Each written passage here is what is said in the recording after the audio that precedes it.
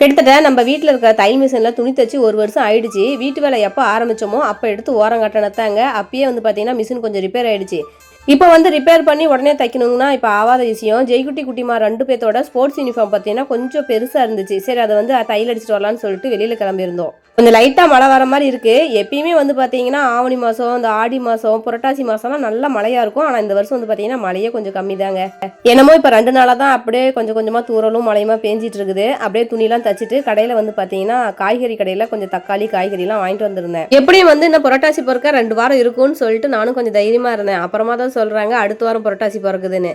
டெய்லியும் காலண்டர் பார்த்தா தானே நமக்கு ஞாபகம் இருக்கும். டெய்லியும் வந்து இங்கிலீஷ் டேட்டை மட்டும் பார்த்துட்டு தமிழ் டேட்டை வந்து சரியாக கவனிக்கிறதே இல்லை. புரட்டாசி பிறந்துருச்சு அப்படின்னா புரட்டாசி முடிகிற வரையும் நம்ம வந்து புரட்டாசி விரதம் வந்து கடைப்பிடிப்போம். இன்னும் ஒரு 4-5 நாள் தான் இருக்குது. அதுக்குள்ளே ஒரு 2-3 கறியாவது குழந்தைங்களுக்கு எடுத்து கொடுத்தலான்னு சொல்லிட்டு இன்னைக்கு சிக்கன் எடுத்துட்டு வந்திருந்தேன். இந்த சிக்கனில் வந்து பார்த்தீங்கன்னா அந்த கறி பீஸ்லாம் எனக்கு எப்பயுமே பிடிக்கிறதே இல்லைங்க. அந்த தோல் பீஸ் என்னமோ தெரியல, அந்த தோல் பீஸ் மேலே எனக்கு அவ்வளோ ஒரு ஆசை.